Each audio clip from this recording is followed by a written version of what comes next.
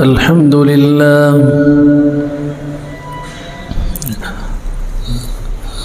الحمد لله حمدا يوافي نعمه ويكافي مزيده،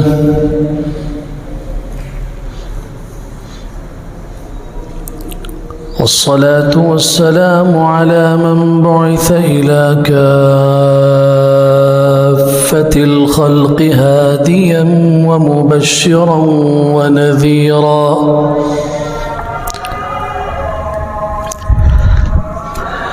وداعيا إلى الله بإذنه وسراجا منيرا. أما بعد، فأعوذ بالله من الشيطان الرجيم.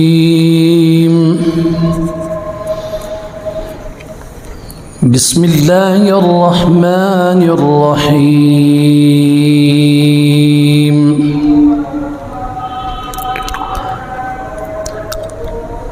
إن وليي الله الذي نزل الكتاب وهو يتولى الصالحين. وقال سبحانه وتعالى: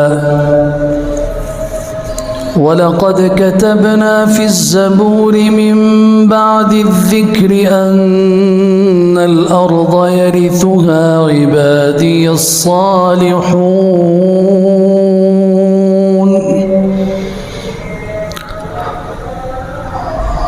وقال سبحانه عز وجل: وأدخلني برحمتك في عبادك الصالحين. وقال تبارك وتعالى: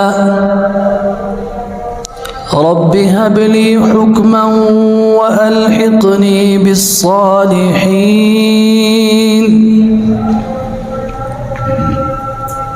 وقال سبحانه: رب هب لي من الصالحين. وقال عز وجل: توفني مسلما وألحقني بالصالحين.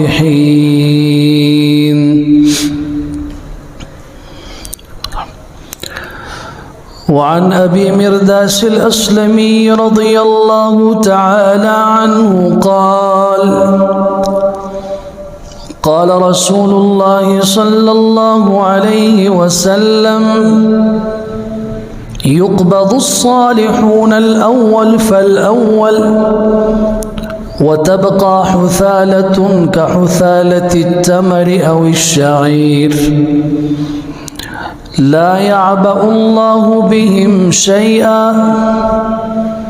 وفي رواية أخرى: لا يباليهم الله بالة.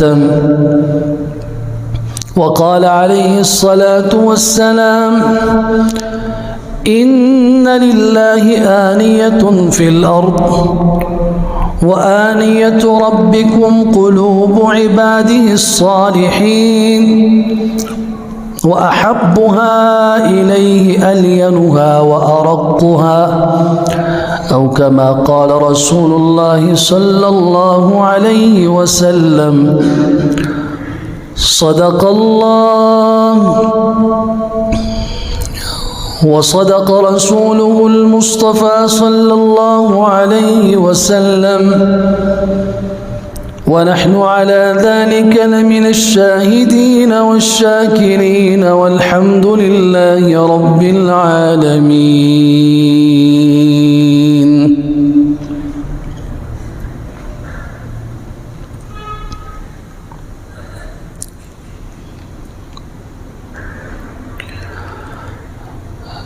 आज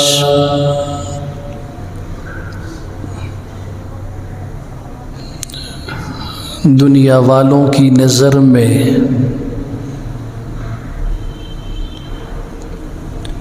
नेक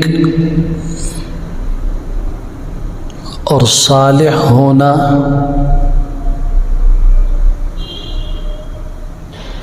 एक मामूली सी बात है। اور تو اور مسلمانوں میں سے بھی کئی مسلمان یہ بات کہتے ہوئے سنائی دیتے ہیں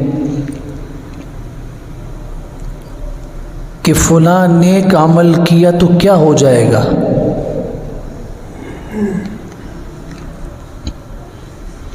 اور اگر فلاں نیک عمل کو چھوڑ دیا تو کون سا پہاڑ ٹوٹ جائے گا۔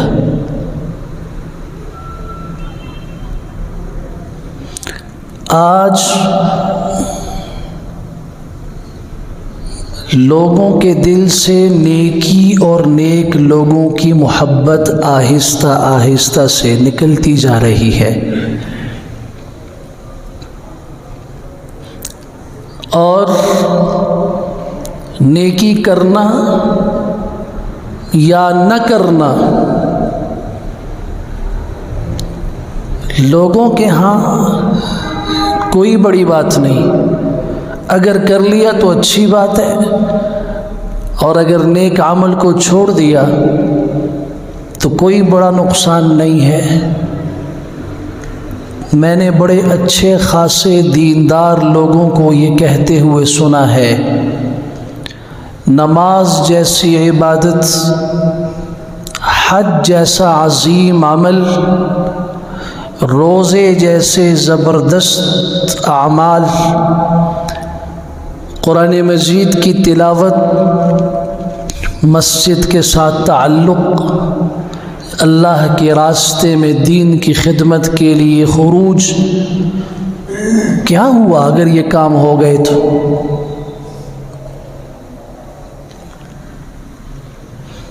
کسی نے کر لیا تو کیا ہو گیا؟ آج مسلمان یہ بات کہہ رہے ہیں۔ میں اللہ نے توفیق دی تو آج کے جمعے میں اس نیکی اور اس کو اختیار کرنے والے نیک آدمی کا مقام اور مرتبہ اللہ کی نظر میں کیا ہے، رسول اکرم صلی اللہ علیہ وسلم کے ارشادات کی روشنی میں کیا ہے۔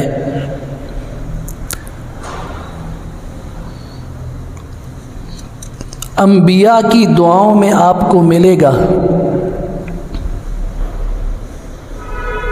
انبیاء نے دعائیں کی، اللہ اولاد دے تو نیک دے، اللہ اس دنیا میں بھی ساتھ اور آخرت کے اندر بھی ہمیں ساتھ نصیب فرما تو نیک لوگوں کا نصیب فرما۔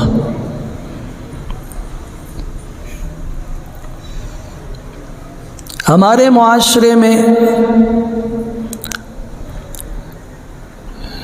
نیک ہونا لوگوں کے ہاں کوئی بڑی بات نہیں، کوئی بڑی حیثیت نہیں ہے۔ قرآن مجید سورہ اعراف آیت 196، ان ولی اللہ الذی نزل الکتاب، بے شک میرا مددگار، میرا کارساز، میرا محافظ، میرا نگہبان، میرا دوست وہ اللہ ہے جس نے کتاب اور قرآن نازل کیا۔ وَهُوَ يَتَوَلَّى الصَّالِحِينَ، وہ اللہ نیک لوگوں کی سرپرستی کرتا ہے۔ اب دیکھیے نیک لوگوں کا مرتبہ اللہ کے ہاں کیا ہے۔ وَهُوَ يَتَوَلَّى الصَّالِحِينَ، نیک لوگوں کی سرپرستی اللہ کرتا ہے۔ کیسے کرتا ہے؟ انشاءاللہ وقت نے ساتھ دیا تو میں قرآن و سنت سے ایسے واقعات ذکر کروں گا کہ اللہ نے کیسے کیسے حالات میں کس کس انداز سے نیک لوگوں کی مدد بھی کی، ان کی حفاظت بھی کی، انہیں بلند بھی کیا، انہیں عزت بھی دی، انہیں کامیاب بھی کیا۔ انبیاء کی دعاؤں میں آپ کو ملے گا، سیدنا ابراہیم علیہ السلام انبیاء کے دادا ہیں۔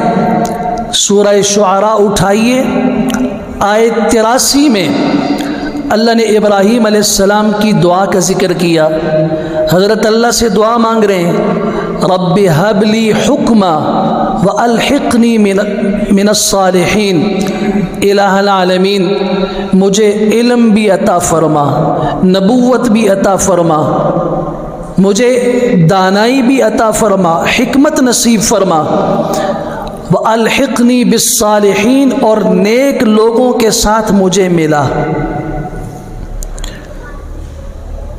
نیک ہونا کوئی اتنی معمولی بات ہے کہ ایک عظیم پیغمبر دعا کر رہا ہے، اللہ مجھے نیک لوگوں کا ساتھ نصیب فرما۔ سورہ نمل 19ویں پارے کی آیت 19، حضرت سلیمان علیہ السلام جیسے زبردست پیغمبر جنہیں اللہ نے زبردست حکومت عطا فرمائی پوری دنیا پر، اور اس دنیا کی تاریخ میں واحد ایسی شخصیت ہیں جن کی بادشاہت صرف انسانوں پہ نہیں، جنات پہ بھی تھی، اور جن کی بادشاہت پرندوں پہ بھی تھی، اور جن کی بادشاہت درندوں پہ بھی تھی، جن کی بادشاہت پہ اللہ نے ان کے لیے ہواؤں کو مسخر کر دیا تھا، ہواؤں کو تابع کر دیا تھا۔ حضرت بھی اللہ سے دعا فرما رہے، وَأَدْخِلْنِي بِرَحْمَتِكَ فِي عِبَادِكَ الصَّالِحِينَ، اللہ اپنے فضل سے، اپنی رحمت سے، اپنے احسان سے مجھے نیک بندوں میں داخل فرما۔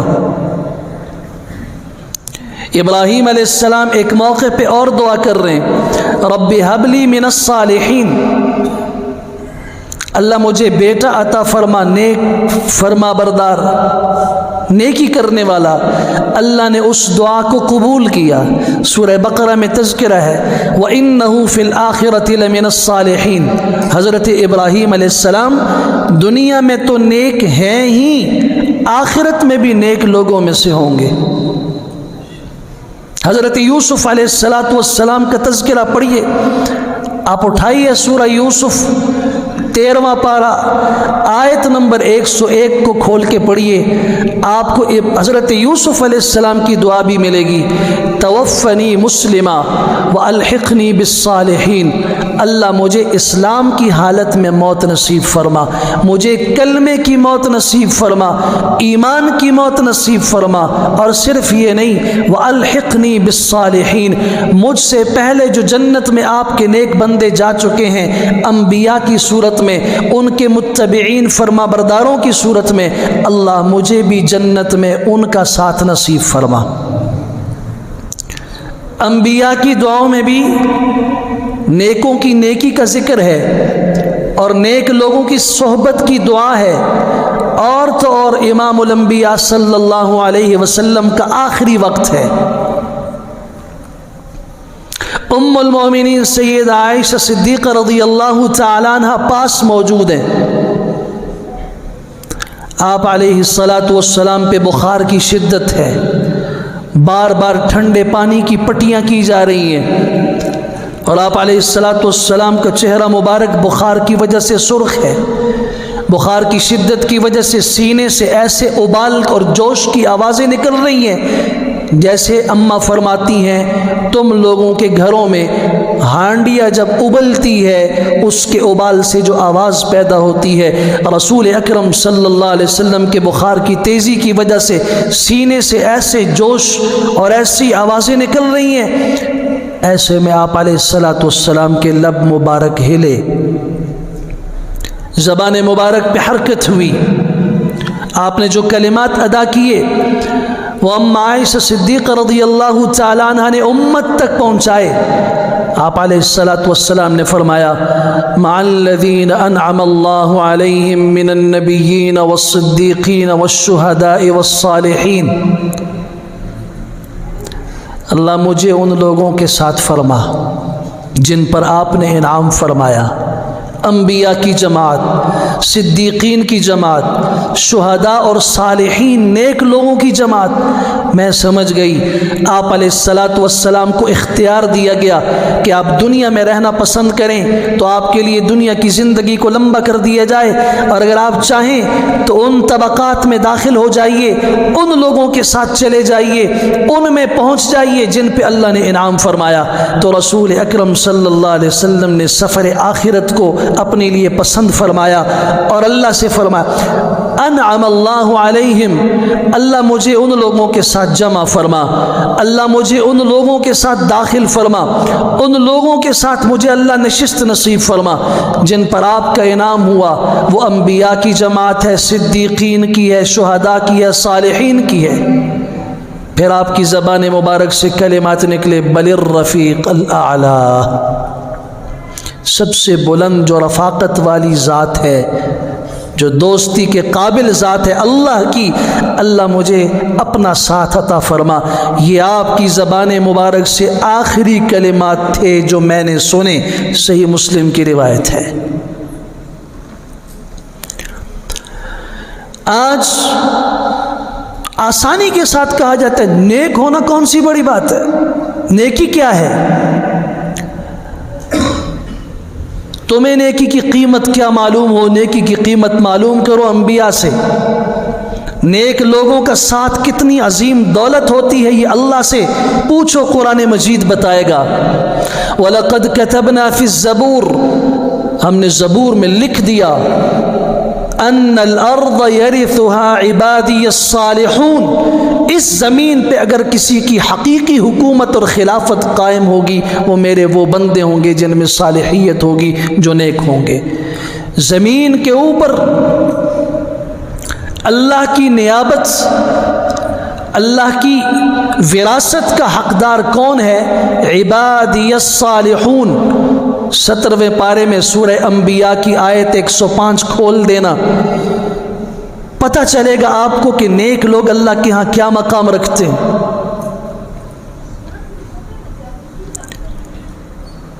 ابو مرداس اسلمی رضی اللہ تعالیٰ عنہ فرماتے ہیں رسول اکرم صلی اللہ علیہ وسلم نے فرمایا قیامت بھی اس وقت قائم ہوگی جب زمین سے ایک ایک کر کے نیک لوگ اٹھ جائیں گے۔ یقبض الصالحون الاول فالاول، اس زمین سے ایک ایک کر کے نیک لوگوں کو اٹھا لیا جائے گا۔ وَتَبْقَى حُثَالَةٌ كَحُثَالَةِ التَّمْرِ أَوِ الشَّعِيرِ، اور زمین پہ ایسے ردی اور ایسا بھوسا اور ایسا کچرا اور ایسے بیکار لوگ رہ جائیں گے جیسے جو کے دانے کے اوپر کا بھوسا ہوتا ہے، کھجور کے اوپر کا چھلکا ہوتا ہے، جسے لوگ ہٹا کے اس کے نیچے سے جو نکالتے ہیں اور جسے ہٹا کے پھونک مار کے اس کو ہوا میں اڑا دیتے ہیں۔ آپ علیہ السلام نے فرمایا ایک ایک کر کے اللہ نیک لوگوں کو اٹھا لے گا، اس کے بعد زمین پہ ایسے بھوسے جیسے بیکار لوگ رہ جائیں گے۔ لا یعبأ اللہ بہم شیئا، اللہ کو ان کی کوئی پرواہ نہیں ہوگی۔ لا یبالیہم اللہ بالۃ، اللہ کو ان کی ذرا بھی پرواہ نہیں ہوگی۔ اٹھاؤ صحیح بخاری، امام بخاری رحمہ اللہ کی، آپ کو یہ حدیث وہاں ملے گی۔ زمین پہ انقلاب اور قیامت کے وقوع کا سبب بھی یہ بنے گا کہ زمین سے نیک لوگ اٹھ جائیں گے۔ آج اگر دنیا نیک آدمی کی قیمت نہیں سمجھتی، اس کی بھول ہے، یہ قرآن و سنت سے دور ہے۔ آپ اٹھائیے ابو عنبہ الخولانی رضی اللہ عنہ کی روایت، رسول اکرم صلی اللہ علیہ وسلم نے فرمایا ان للہ آنیۃ فی الارض، اس زمین پہ لوگوں میں کچھ اللہ کے برتن ہیں۔ زمین میں کچھ لوگ اللہ کے برتن ہیں۔ یا اللہ، اللہ کا برتن کیا مطلب؟ آپ علیہ السلام نے فرمایا وَآنِيَةُ رَبِّكُمْ قُلُوبُ عِبَادِهِ الصَّالِحِينَ، اس زمین پہ جو نیک لوگ ہیں، ان نیک لوگوں، ان صالح لوگوں کے دل یہ اللہ کے برتن ہیں۔ وَأَحَبُّهَا إِلَيْهِ أَلْيَنُهَا وَأَرَقُّهَا، ان دلوں میں اللہ کو سب سے محبوب، سب سے پسندیدہ وہ دل ہیں جن میں اللہ کی خشیت ہو، جن میں شفقت ہو، جن میں نرمی ہو۔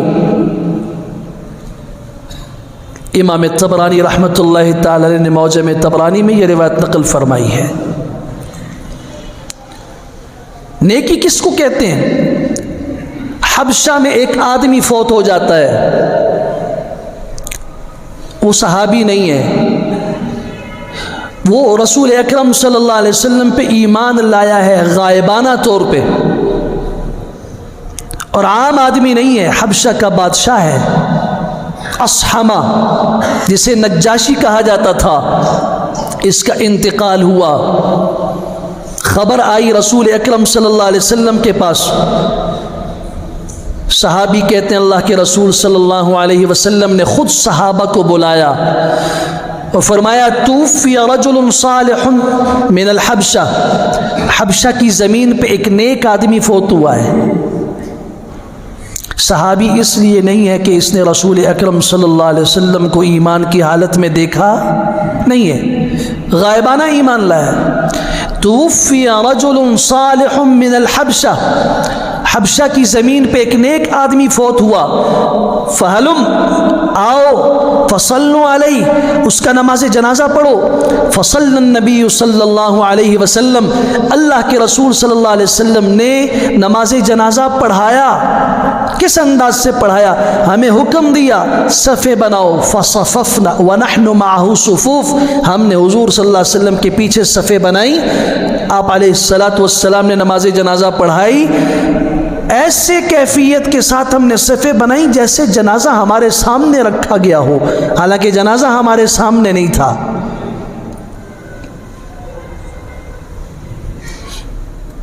سامنے جنازہ نہیں ہے، غائبانہ نماز جنازہ رسول اکرم صلی اللہ علیہ وسلم نے اس امت میں 2 افراد کا پڑھایا۔ صحیح سند سے جو ثابت ہے، یہ امام بخاری رحمہ اللہ کی صحیح بخاری کی روایت سنا رہا ہوں۔ یہ نجاشی کا جنازہ تھا۔ جو اہم بات عرض کرنے لگا ہوں اس حدیث کے اندر وہ یہ ہے کہ توفی رجل صالح، کہ رسول اکرم صلی اللہ علیہ وسلم نے فرمایا، خود اعلان کیا۔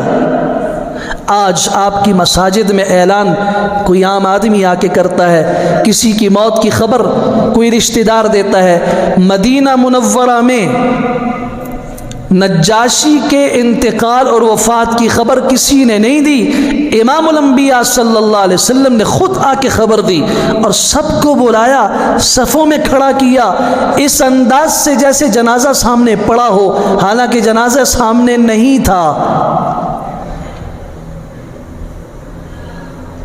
نیک آدمی کی توقیر ہے یا نہیں؟ نیک آدمی کا اعزاز ہے یا نہیں؟ اور تو اور جس وقت کسی انسان کی موت کا وقت آتا ہے، رسول اکرم صلی اللہ علیہ وسلم نے فرمایا جب انسان کی موت کا وقت آتا ہے تحضرہ الملائکہ، فرشتے اس کے پاس آتے ہیں۔ اب 2 ہی صورتیں ہیں، یا تو وہ نیک ہوگا، ان کانت صالحہ، یہ اگر نیک آدمی ہے تو فرشتہ اس کی روح کو کیسے قبض کرتا ہے؟ فرشتہ خود اس کو کہتا ہے، اس کی روح کو کہتا ہے اخرجی ایتها النفس الطیبہ اخرجی حمیدتا وابشری ببشرى وابشری بروح وریحان ورب غیر غضبان۔ اس جسم کے اندر نیک روح ہے، اسے فرشتہ کہتا ہے اے پاکیزہ روح، اے قابل تعریف جان، اللہ کی طرف سے جنت کی اور رحمتوں اور راحتوں اور سکون اور چین کی بشارت اور خوشخبری سن، نکل جا بڑے آرام سے، اور ساتھ اس بات کی بشارت بھی سن لے کہ اب تیرا جانا ایسی ذات کے پاس ہے، ایسے رب کے پاس ہے، راض عنک غیر غضبان، جو تجھ سے راضی ہے، تجھ سے ناراض نہیں ہے۔ یہ نیک آدمی کا اعزاز ہے یا نہیں ہے؟ فرشتہ بھی اس کی عزت کر رہا ہے۔ فرشتے کو روح کے قبض کرنے کے لیے کون بھیجتا ہے؟ اللہ ہی بھیجتا ہے، اور اللہ ہی حکم دیتا ہے جا کے میرے بندے کو اس کی روح کے نکلنے سے پہلے جنت کی بشارت سنا دے۔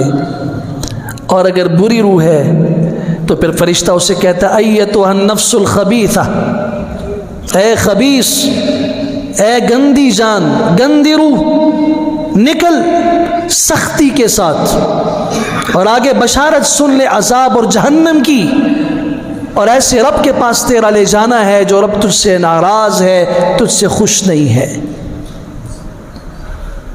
پھر اسی نیک آدمی کی روح نکل گئی،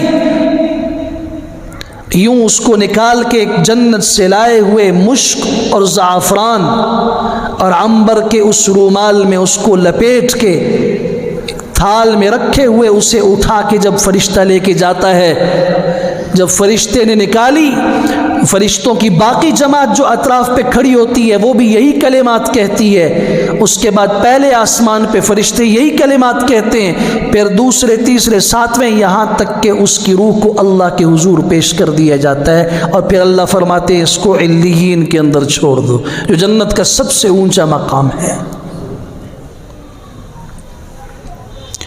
یہ نیک آدمی کا اعزاز ہے یا نہیں؟ پھر اس نیک آدمی کو آپ لوگ کندھوں پہ اٹھاتے ہیں، آپ سمجھتے ہیں کہ ہم نے ایک شخص کو اٹھایا اور لے گئے۔ زبان حال سے رسول اکرم صلی اللہ علیہ وسلم نے فرمایا اذا حملت الجنازہ علی اعناقکم، تم جنازے کو اپنے کندھوں پہ اٹھاتے ہو، اور اٹھا کے جب اسے لے جا رہے ہوتے ہو، وہ زبان حال سے وہ کہہ رہا ہوتا ہے قدمونی، مجھے جلدی سے آگے لے جاؤ، جنت میری منتظر ہے، آگے کے خوبصورت مناظر میرے انتظار میں ہیں، میرا رب مجھ سے ملاقات کرنے والا ہے، میں اپنے رب سے ملنے والا ہوں۔ وہ کہتے قدمونی، مجھے جلدی سے آگے لے جاؤ۔ اگر اللہ تعالیٰ اس کی زبان کو حرکت کی اجازت دیتے تو یہ کائنات کے اطراف اس کی زبان سے نکلے ہوئے کلمات سن رہے ہوتے۔ جب رسول اکرم صلی اللہ علیہ وسلم نے فرما دیا اس میں شک اور شبہ کی ذرہ برابر گنجائش نہیں ہے، وہ کہہ رہا ہوتا ہے مجھے جلدی سے لے جاؤ، مجھے اپنے مقام پہ لے جاؤ، جس مقام کے لیے اللہ نے مجھے بنایا تھا اور جس مقام کو اللہ نے میرے لیے بنایا تھا۔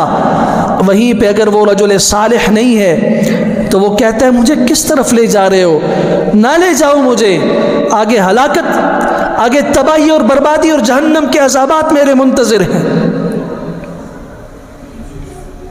یہ بھی اللہ کی رحمت کا فیصلہ ہے کہ اللہ نے عذابات قبر کو پوشیدہ رکھا، اللہ نے ان معاملات کو لوگوں کی نظروں سے پوشیدہ رکھا، ورنہ آپ نے فرمایا اگر عذاب قبر کو میرے دل میں خواہش آئی میں اپنے رب سے درخواست کروں کہ میری امت کو عذاب قبر دکھایا جائے، اگر مجھے اس بات کا خوف اور ڈر نہ ہوتا کہ تم اسے سن کر، تم اسے دیکھ کر اپنے مردوں کو قبر میں دفن کرنا چھوڑ دو گے، میں اپنے رب سے یہ درخواست کر دیتا۔ میرے اور آپ کی نظر میں کیا اہمیت ہے نیکی کی؟ نیک آدمی کا کیا مقام ہے؟ آئیے سورہ کہف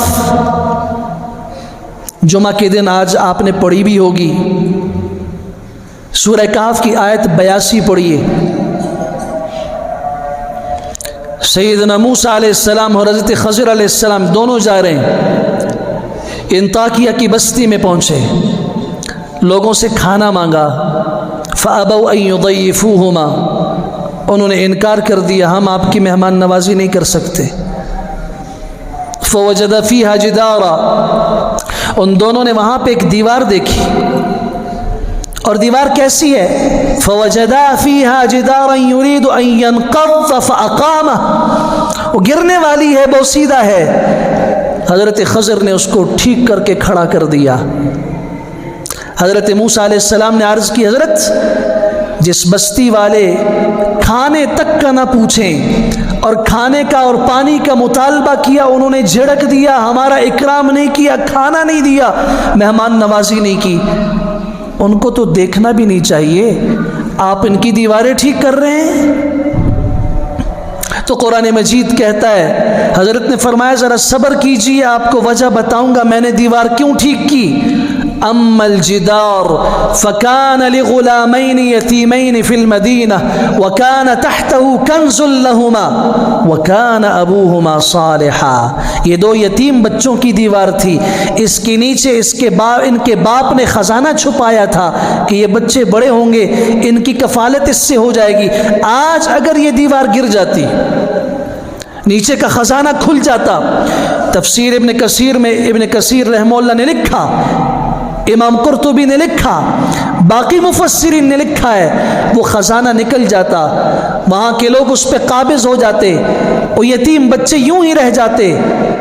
اللہ نے ان کے لیے، ان کے خزانے کی حفاظت کے لیے دو عظیم ہستیوں کو دور کا سفر کروا کے بطور مستری اور مزدور کے لا کے ان کی دیوار ٹھیک کرا دی۔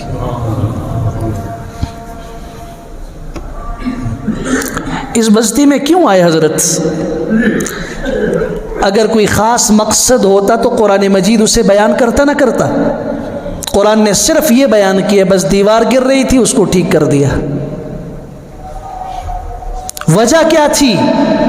وَكَانَ أَبُوهُمَا صَالِحًا، ان دونوں یتیم بچوں کا باپ نیک آدمی تھا، اور پھر رب کا فیصلہ ہے کہ وہ اللہ کسی کی نیکی کو ضائع نہیں کرتا۔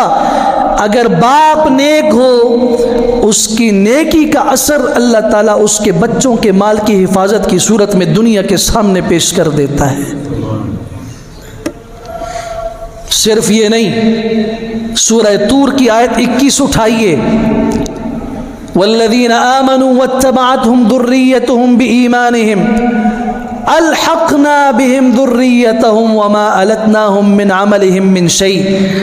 میں تفصیل میں نہیں جاتا۔ ایک بیٹا ہے جس کے ماں باپ نیک عمل اور ایمان میں بلند درجے پہ ہیں جنت میں، بیٹا مومن ہے، ایمان والا ہے، صرف اس کے عمل میں کمزوری ہے، ماں باپ کے برابر درجے میں نہیں بن سکتا جنت میں۔ قرآن مجید کہتا ہے اگر اس بچے میں نیکی ہے، ایمان ہے، کمزور ہے، تب بھی اللہ تعالیٰ اس کے ماں باپ کے ایمان اور اس کی تربیت کی بنیاد پہ الحقنا بہم ذریتہم، ہم ایسے ماں باپ کے ساتھ ان کی اولاد میں جو عمل میں کمزور تھی جنت میں برابر کر دیں گے، تاکہ ماں باپ کی آنکھیں ٹھنڈی ہو جائیں۔ وجہ بھی بیان فرمائی، یہ تو عمل میں کمزور ہے، نہیں، ماں باپ اپنے بیٹوں سے، اپنی اولاد سے محبت رکھتے ہیں، وہ کتنے ہی کمزور کیوں نہ ہو۔ آج ماں باپ جنت میں بلندی پہ ہیں، بیٹا جنت میں درجے میں نیچے ہے، ماں باپ کی آنکھیں تب ٹھنڈی ہوں گی کہ بیٹا ہمارے ساتھ ہوتا، ہر وقت ہمارے ساتھ رہتا۔ اللہ تعالیٰ نے ان ماں باپ کے اکرام میں، ان کے اعزاز میں، ان کے کمزور عمل والے بچے کو اٹھا کے جنت میں ان کے قریب کر دیا تاکہ ان کی آنکھیں ہمیشہ کے لیے ٹھنڈی رہیں۔ صحیح بخاری میں غار میں وہ 3 لوگوں کا واقعہ ہے جو آپ نے اسکول کی کتابوں میں بھی پڑھا۔ اگر انہیں اس بند غار کے اندر نجات ملی ہے تو کیسے ملی ہے؟ سوائے نیک عمل کے، اور ایک ایک نیکی کے ان کے پاس کیا تھا؟ ایک نے ماں باپ کا اکرام کیا ساری زندگی، ایک نے اپنے آپ کو حرام کاری سے بچایا، ایک نے کسی کا حق نہیں کھایا، اس کی امانت کو واپس لوٹایا۔ ان 3 نیک اعمال کی بنیاد پہ اللہ تعالیٰ نے انہیں اس غار کے مصیبت سے، اس سختی سے نجات عطا فرمائی۔ کیسے آپ کہہ سکتے ہیں کہ نیکی میں کیا طاقت ہے؟ آج کیسے آدمی کہتا ہے بھائی نیکی کیا ہے، نماز پڑھ لی تو کیا ہوا، چھوڑ دی تو کیا نقصان ہوا؟ ایک دیندار آدمی کو یہ کہتے ہوئے سنا، اصل محبت ہے جی دل کے اندر، باقی یہ تو بہانے ہیں، یہ نہ بھی ہو کچھ نہیں ہے۔ آپ کیسے مسلمان ہو؟ قرآن مجید تو نیک لوگوں کی اور نیکی کی قوت اور طاقت بتا رہا ہے۔ اللہ کے رسول صلی اللہ علیہ وسلم فرما رہے، اللہ خود فرماتے ہیں اعددت لعبادی الصالحین ما لا عین رأت ولا اذن سمعت ولا خطرت على قلب بشر، میں نے اپنے نیک بندوں کے لیے، یہاں عبادی نہیں ہے، اعددت لعبادی الصالحین، میں نے اپنے نیک بندوں کے لیے وہ کچھ تیار کیا ہے جنت میں۔ میری اور آپ کی کیا دعوت ہوگی؟ آج فخر سے ایک آدمی اپنے بیٹے کے ولیمے میں کہتا ہے آپ شریک ہوں جی، آپ کو کھانے کھا کے مزہ آ جائے گا۔ پھر جب ہم کھانا کھا رہے ہوتے ہیں بار بار آ کے پوچھا جاتا ہے کھانا کیسے لگا، اچھا بنایا؟ ہاں بس بندہ بڑا کاریگر تھا اور ہم نے پیسوں کو نہیں دیکھا۔ آج دعوت کرنے والا، اپنے دسترخوان پہ بلانے والا فخر سے بار بار پوچھتا بھی ہے، پہلے بھی کہتا ہے آپ کی کیا دعوت ہوگی، میری کیا حیثیت ہے دعوت کی؟ دعوت اور میزبانی تو اللہ کی ہوگی، اور مہمان تو وہ ہے جو اللہ کا مہمان ہے، جس کے بارے میں اللہ خود فرما رہے اعددت لعبادی الصالحین، میں نے اپنے نیک بندوں کے لیے وہ کچھ تیار کیا ہے۔ آج ہی بتایا جا رہا ہے، ترغیب دی جا رہی ہے تاکہ بندے کے دل میں شوق پیدا ہو کہ یہ اللہ کے دسترخوان کا مہمان بنے، یہ غفلت کی زندگی نہ گزارے۔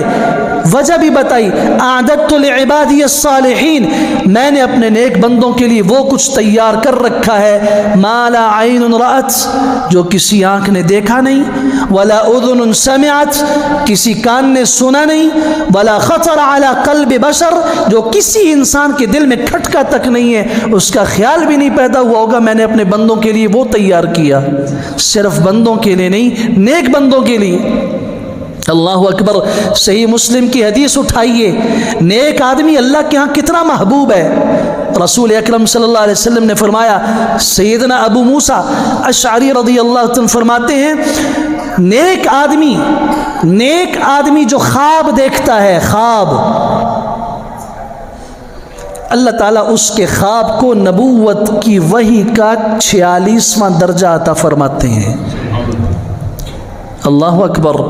رؤیا الرجل الصالح، نیک آدمی کا خواب جزء من 46، 46واں حصہ جز ہے یہ نبی کی وحی کا۔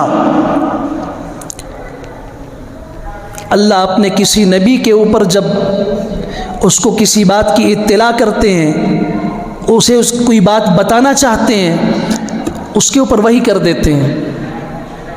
انبیاء کے علاوہ کسی اور کے اوپر وحی نہیں ہوتی۔ بندے کی رہنمائی کیسے ہو؟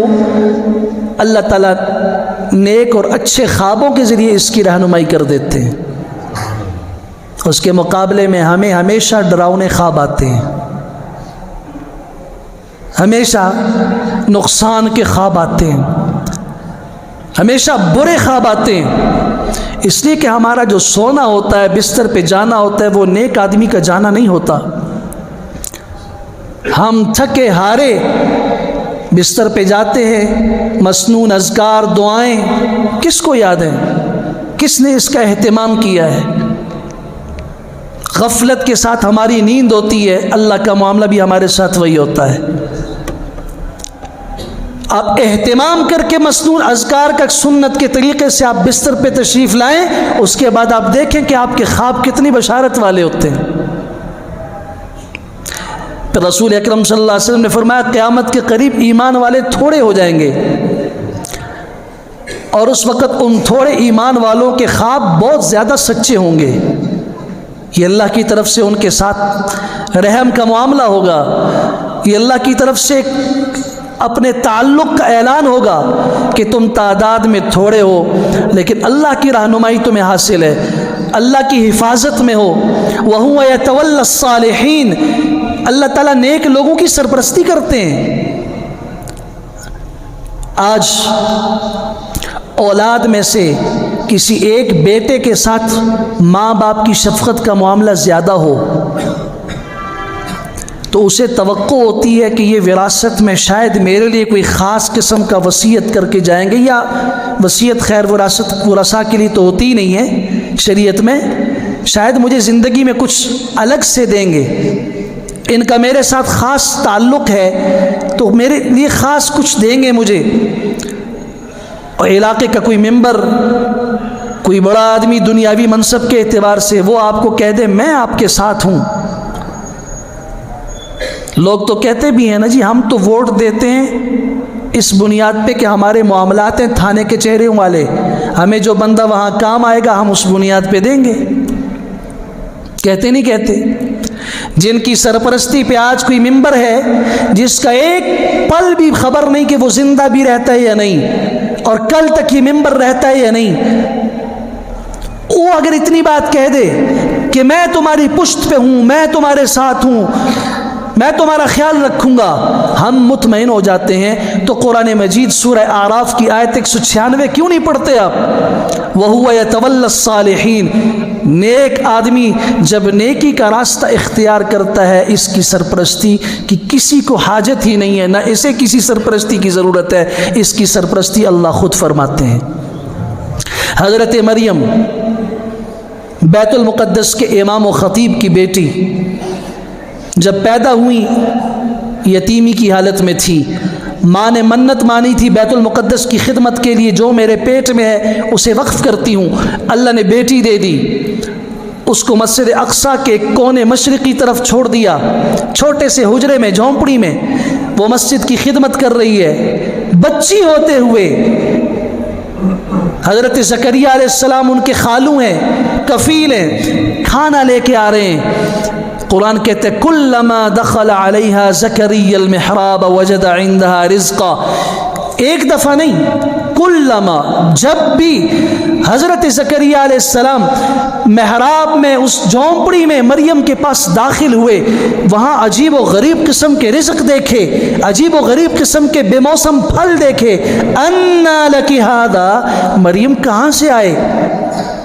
مفسرین نے لکھا ہے اس علاقے میں وہ پھل نہیں ہوتا تھا، اس موسم میں وہ پھل نہیں ہوتا تھا. یہ آئے کہاں سے؟ کون لے کر آیا؟ تمہارا کفیل تو میں ہوں، تمہارے لیے کھانا تو میری ذمہ داری ہے. کون لایا؟ قالت ہوا من عند اللہ، اللہ کی طرف سے آیا. ارے اللہ تعالی آج ہمارے دروازے پہ کوئی کتا پڑا ہوا ہو، سنگ دل آدمی کا دل بھی نرم ہو جاتا ہے. بچے کو کہتا ہے باہر ایک کتا بیٹھا ہے اس کو کھانا دے دو، اسے سردی لگی ہوئی کوئی بوری ڈال دو اس کے اوپر. ایک سنگ دل انسان اپنے دروازے پہ آئے ہوئے کتے کا خیال رکھتا ہے کہ وہ بھوکا نہ رہ جائے، فقیر کا خیال رکھتا ہے. جس اللہ کے گھر کی خدمت کے لیے ماں اپنی ایک بیٹی کو وقف کر دے گی، اس نیک بی بی مریم کا اللہ خیال نہیں رکھے گا؟ ایک اصول بتا دیا اس زمن میں. امام قرطبی رحمہ اللہ نے تفسیر احکام القرآن میں لکھا ہے اس آیت کے ضمن میں کہ جو انسان بھی محراب و منبر کی خدمت اور دین کی خدمت کے لیے نکلے گا، اللہ اسے بے موسم پھل دے گا، اللہ اسے وہاں سے رزق دے گا جسے دنیا بھی دیکھ کے حیران ہوگی. ہمارے مولوی صاحب کی تنخواہ تو 15,000 روپے ہے، 12,000 روپے ہے، لباس ان کا ہم سے زیادہ صاف اور اعلیٰ ہے، جوتے ان کے ہم سے اچھے ہیں، کھانا یہ ہم سے اچھا کھاتے ہیں، سفر ان کا ہم سے اچھا ہوتا ہے. یہ بات دنیا والوں کو سمجھ نہیں آئے گی. اور قرآن مجید نے اعلان کر دیا تھا کہ مریم نے کون سی کمائی کے لیے مسجد کی خدمت کی تھی، کون سی تنخواہ تھی ان کی. پہلے تو اللہ نے کفالت کے لیے ایسی عظیم ہستی کا انتخاب کیا جو نبی تھے. حضرت زکریا جیسے شخص خادم بن کے کھانا لا رہے ہیں. اللہ اکبر. خالو بھی ہیں، رشتے میں بھی بڑے ہیں، نبی ہیں، روحانی اعتبار سے بھی بڑے ہیں. اللہ نے انہیں خادم بنایا، کھانا لے کے آ رہے ہیں. اور پھر اللہ تعالیٰ نے اس کی ضرورت بھی نہیں چھوڑی. اللہ نے حضرت زکریا علیہ السلام کو بھی ایک پیغام دے دیا. حضرت کے ہاں بھی اولاد نہیں تھی، عمر 100 سال سے اوپر ہو چکی تھی. جب دیکھا بے موسم پھل حضرت مریم کو مل رہے ہیں تو قرآن کہتا ہے ہنالک دعا زکریا ربہ. اسی جگہ پر حضرت زکریا علیہ السلام نے اللہ سے دعا کی، یا رب اگر مریم کو بے موسم پھل تو دے سکتا ہے تو زکریا بوڑھے کو بے موسم اولاد کیوں نہیں دے سکتا؟ واشتعل الرأس شیبا رب انی وہن العظم منی، اللہ میری ہڈیاں بھی کمزور ہو گئی ہیں۔ حضرت کے اپنے کلمات سورہ مریم 16ویں پارے میں پڑھیے، وہن العظم منی، میری ہڈیاں کمزور ہو گئیں، واشتعل الرأس شیبا، بال سفید ہو گئے۔ اللہ نے فرمایا بیٹا دوں گا، اور بیٹے کا نام بھی خود رکھوں گا، اور ایسا نام رکھوں گا جو اس سے پہلے کسی کا رکھا بھی نہیں گیا۔ لم نجعل له من قبل سمیا، حضرت زکریا جیسا بیٹا اللہ نے دیا۔ نیکی کبھی ضائع نہیں ہوتی۔ مسجد کی خدمت پہ ایک سیاہ عورت مسجد نبوی کی خدمت کرنے والی جب فوت ہوئی، اللہ کے رسول صلی اللہ علیہ وسلم کو جنازے کا نہیں بتایا گیا۔ آپ نے اگلے دن پوچھا وہ عورت نظر نہیں آ رہی، صحیح بخاری کے الفاظ ہیں، وہ عورت کہا جی اس کا رات کو انتقال ہو گیا، تم نے مجھے جنازے کا کیوں نہیں بتایا؟ معمولی عورت تھی، سیاہ فام عورت تھی، ایک خادمہ تھی، غلام اور باندی تھی، ہم نے آپ کو رات کے اندھیرے میں تکلیف دینا مناسب نہیں سمجھی، جنازہ پڑھا کے دفن کر دیا۔ دلونی علی قبرہا، اس کی قبر بتاؤ کہاں پہ ہے؟ قبر بتائی گئی، اللہ کے رسول صلی اللہ علیہ وسلم نے کھڑے ہو کے اس پہ نماز جنازہ ادا کیا۔ پوری امت میں واحد یہ عورت ہے، ایک عورت جو مسجد کی خادمہ تھی، اس کی قبر پہ تدفین کے بعد اللہ کے رسول صلی اللہ علیہ وسلم نے نماز جنازہ پڑھا ہے۔ نیک عمل ضائع ہو جائے، ان اللہ لا یضیع اجر المحسنین، نیکی کرنے والے کے اجر کو اللہ ضائع نہیں کرتا۔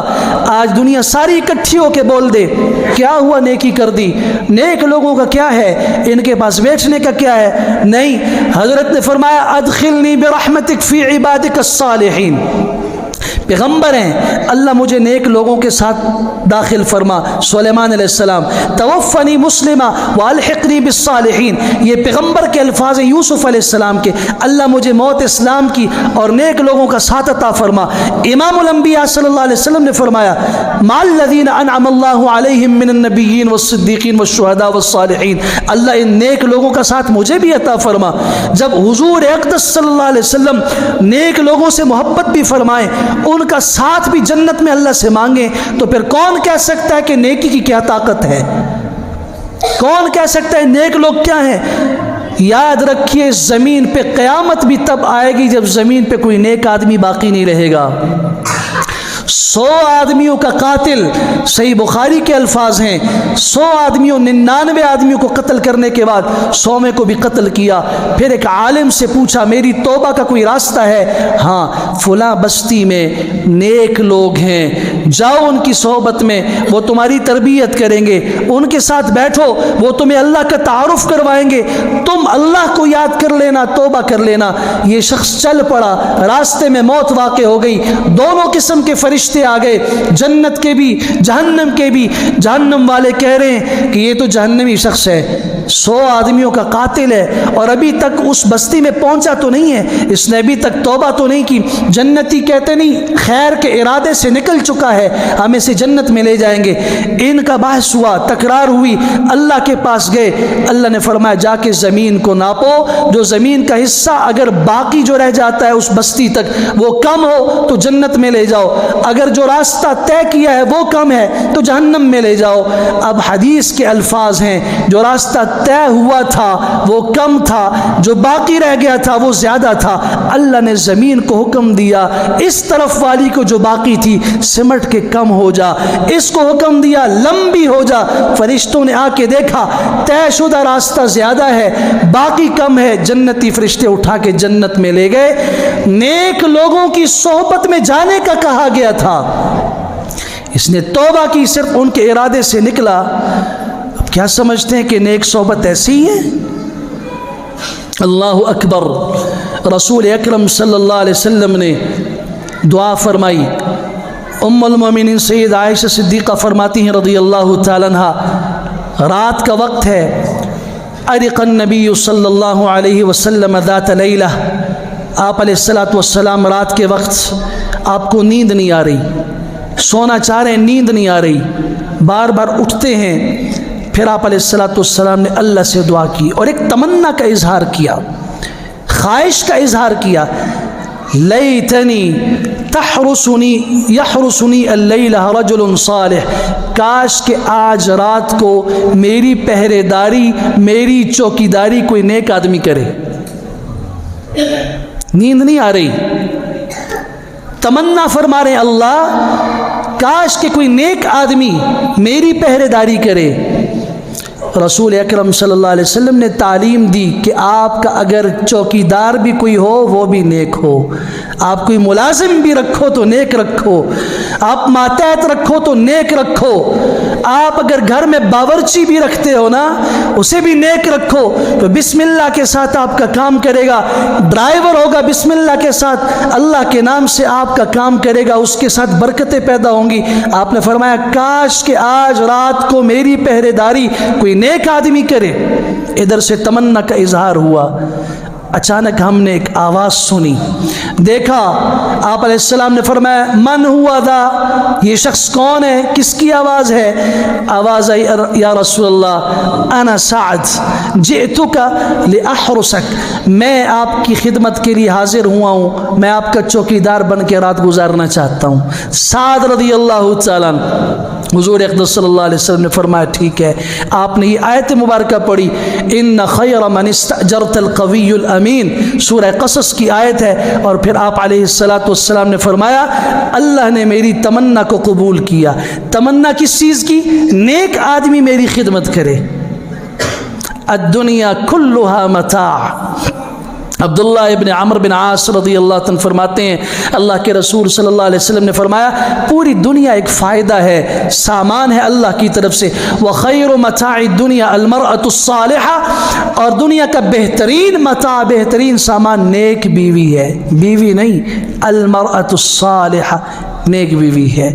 اللہ تعالی ہمیں ہر طرف نیکیاں نصیب فرمائے، ہمارا بازو ہو نیکی سے بھرا ہوا ہو، ہمیں بھائی اللہ دے، نیک بھائی دے، اللہ ہمارے ماں باپ کو بھی نیک بنائے، اللہ ہماری اولادوں کو نیک بنائے۔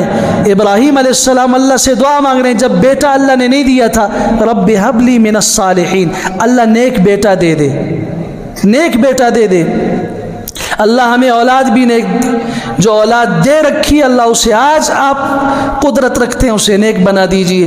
ہماری مجلسوں میں بیٹھنے والا ہمارا ساتھی بھی نیک ہو، ہمارا ملازم بھی نیک ہو۔ اگر ہم کسی کے ہاں ملازمت کر رہے ہیں تو جس کی ملازمت ہم کر رہے ہیں وہ مالک بھی نیک آدمی ہو۔ ہم جس گاڑی میں سفر کریں اللہ اس ڈرائیور کو بھی نیک بنا، ہر طرف نیکیوں کی ایک بہار ہو، پھر دیکھیے آپ زندگی میں کیسا سکون پیدا ہوتا ہے۔ وآخر دعوانا الحمد للہ رب العالمین۔